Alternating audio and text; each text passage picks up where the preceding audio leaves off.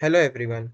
Today I will be presenting on malware and operating system security features focusing on three core defense mechanisms ASLR, DEP and SE Linux. Operating system security is about protecting system resource and user data from unauthorized access or damage. Malware remains one of the most persistent cyber threats we face. It's constantly evolving. Because of this, operating system comes with built-in defense that reduce the risk of exploitation before an attacker even gets close to sensitive data. Modern attacks increasingly target memory and privilege levels that rather than just files, which means security today has to be proactive, layered, and continuous. Not a single wall, but multiple lines of defense as shown in the illustration.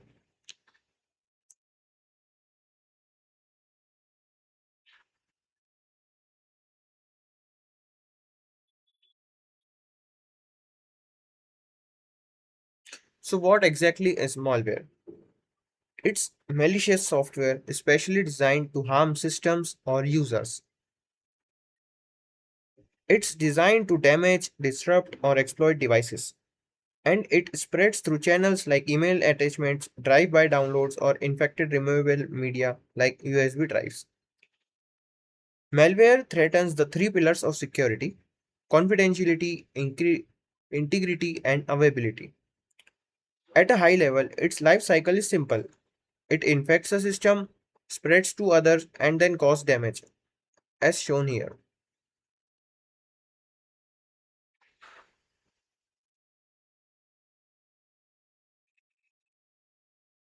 Malware isn't one single thing, it comes in very different forms.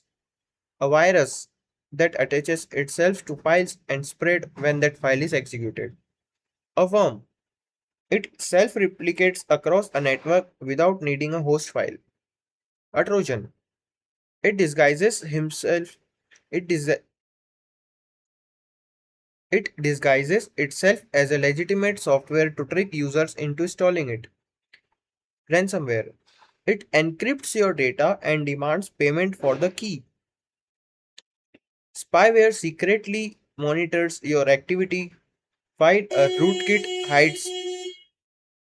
rootkit hides deep, persistent access from detection tools. Keyloggers record every keystroke to steal your credentials, and adware floods your system with unwanted advertisements. Each of these has a different goal, but all of them compromise your system in some ways.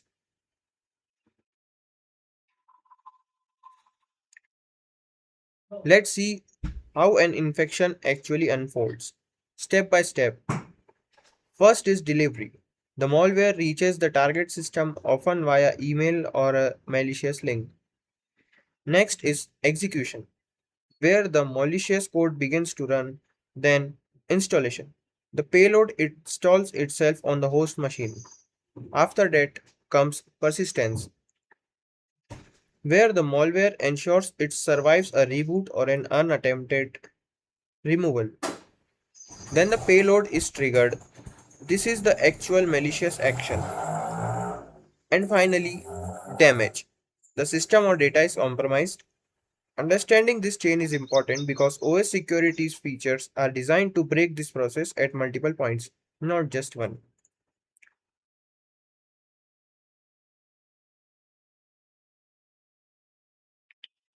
What does a successful infection actually cost an organization or individual?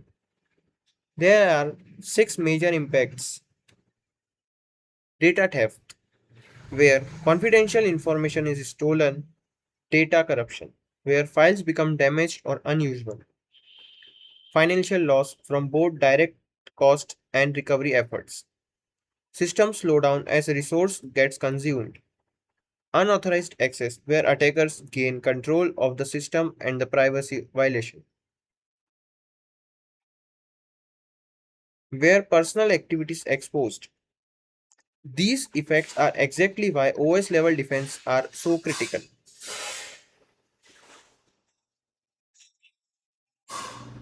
So, how does OS defend against all of this? Operating system relies on six core features. authentication to verify identity, authorization to control what a user can do, access control to enforce permissions, memory protection to guard against memory based attacks, process isolation to keep programs from interfering with each other, and security policies that govern all of this behavior. On the right, you can see how this fit together architecturally. User applications sit on top, security modules enforce the rules, the kernel manages everything, and hardware sit at the base. Notice that security isn't one layer, it's embedded throughout the stack.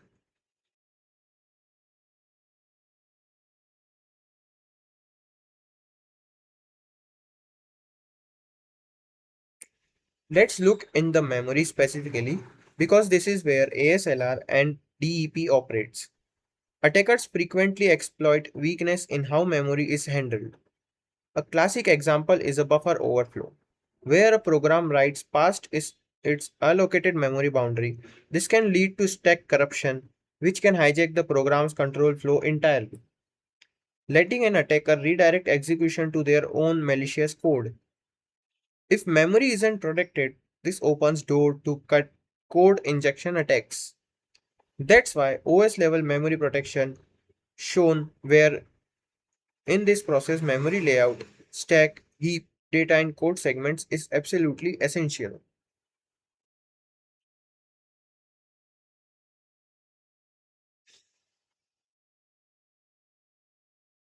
What is ASLR? Now let's get into our first major defense, ASLR, which stands for Address Space Layout Randomization. The idea is simple but powerful.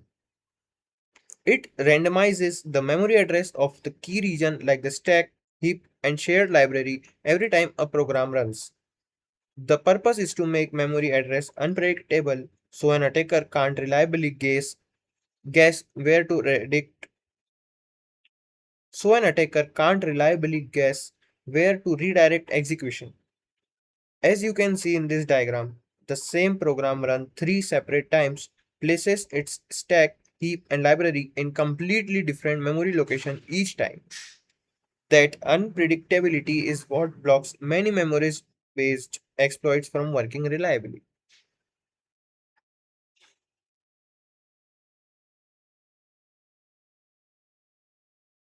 How does this actually work under the hood?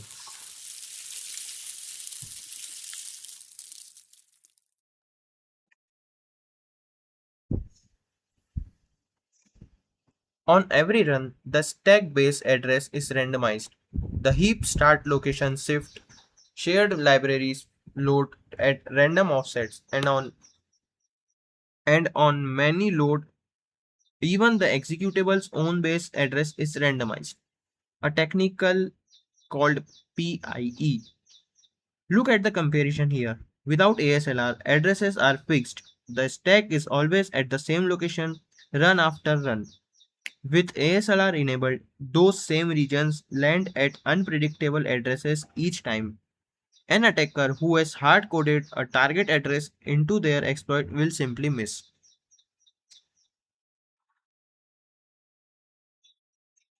Like any other security control, ASLR has trade offs.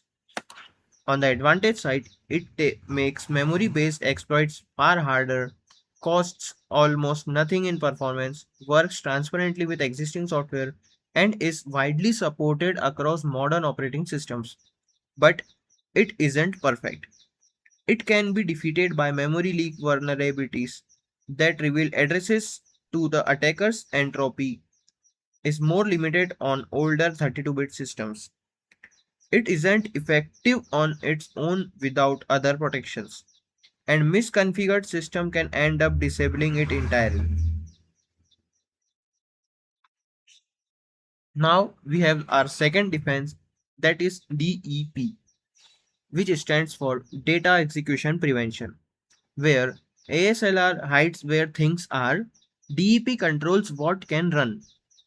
It marks certain memory regions as non-executable, which prevents injected code from running in areas meant only to hold data. The purpose is straightforward. Stop injected malicious code from executing, even if an attacker manages to place it in the memory. This is enforced directly by the CPU using a hardware feature called the NX bit or XD bit on some processor, shown here as the chip flipping that bit to mark a page do not execute.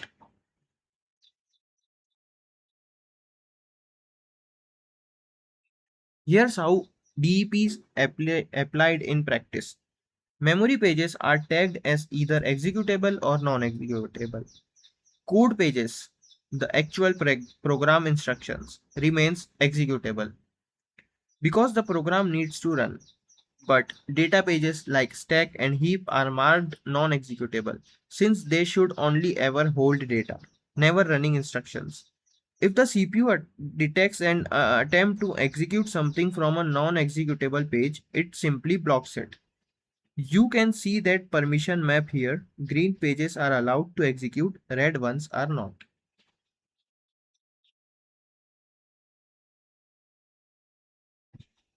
Let's compare what happens with and without DEP during an actual attack attempt. On the left, without DEP, the attacker injects code into a buffer. That code sits in data memory. The CPU happily executes the injected code and the attacker gains control of the system. A complete failure. On the right, with DEP enabled, the attackers injects the same exact code into the buffer, but this time it lands in a non-executable page. When the CPU tries to execute it, it blocks the attempt, raises an exception, and the process is simply halted. Same attack, completely different outcome.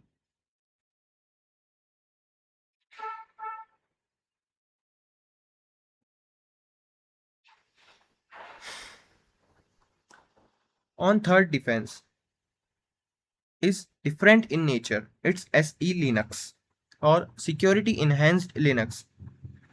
It was originally developed by the NSA and is now fully open source. Rather than working at the CPU or memory level like ASLR or DEP, SE Linux is implemented as a Linux security module and enforces something called Mandatory Access Control or MAC. This is a big shift from standard Linux permissions. It restricts what process can do far beyond normal file permissions, even if a process is technically running on, as an authorized user.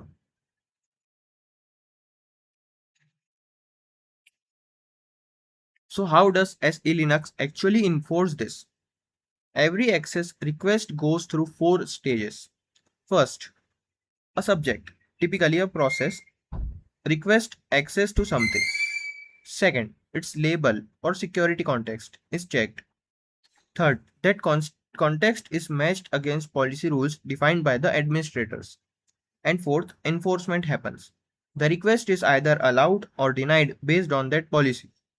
The key idea here is that every single process request is checked against policy before it's permitted, regardless of standard file permissions.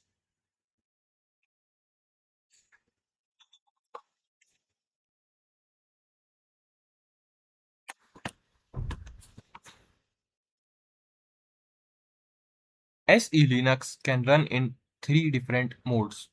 Enforcing modes actively blocks and logs any policy violations. This is fully protection. Permissive mode logs violation but does not block them. It's typically used for testing and debugging policies before going live. And disabled mode simply turns SE Linux protection off entirely. In production environment, enforcing mode is the recommended standard.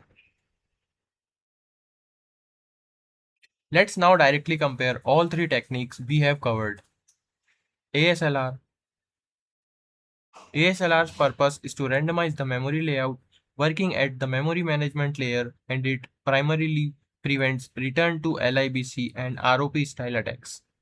DEP's purpose is to block code execution in data regions enforced at the CPU and the hardware level, and it prevents buffer overflow style code execution. SE Linux purpose is completely different. It enforces access control policy at the kernel security module level and it prevents privilege escalation. In terms of OS support, ASLR runs on Windows, Linux, and Android, DEP on Windows, Linux, and Mac OS, and SE Linux is specifically on Linux distribution like RHEL and Fedora. Notice these three techniques aren't competitors, they operate at completely different layers and are designed to work together.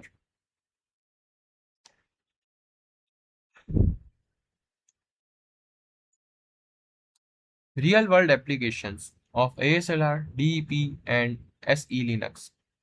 These aren't just theoretical concepts, they are deployed everywhere today. Windows has ASLR and DEP enabled by default. Linux uses ASLR, DEP, and either SE Linux or AppArmor.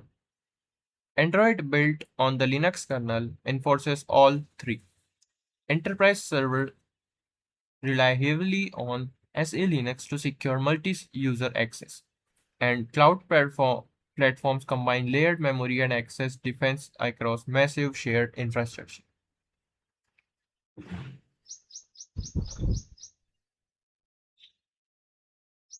WannaCry ransomware.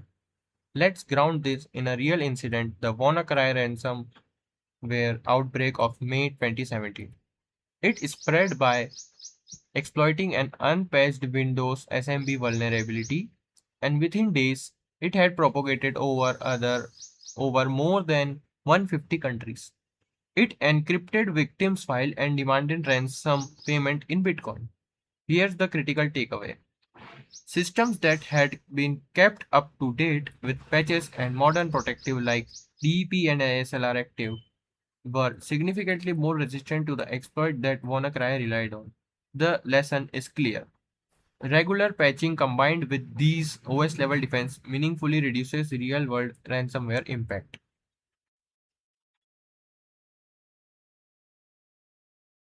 Beyond the OS features we have discussed, good security also depends on user and administrator's habit.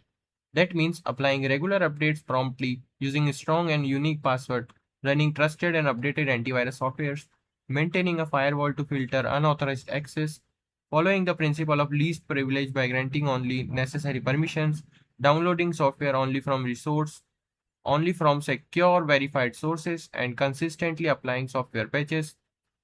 These practices work hand in hand with ASLR, DEP, and SE Linux technology alone isn't enough.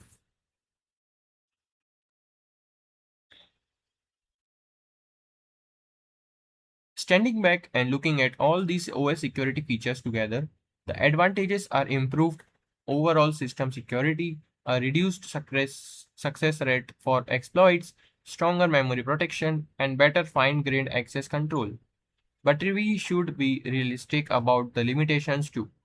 None of these provide complete standalone protection. Configuration can get complex. There's some performance overhead, and ultimately, security still depends on correct user behavior. To recap everything we have covered today, we looked at malware threats and how they spread, the core goals of OS security, and then three specific defense techniques: ASLR, which randomizes memory layout, DEP, which blocks code execution in data regions, and SE Linux, which enforces mandatory access control policy. We compared these techniques directly, saw their real world application across Windows, Linux, and Android, and closed with security best practices. The key message: layered OS defenses, ASLR, DEP, and SE Linux work together to reduce the impact of malware. No single technique is sufficient on its own, but combined they form a strong defense in depth strategy.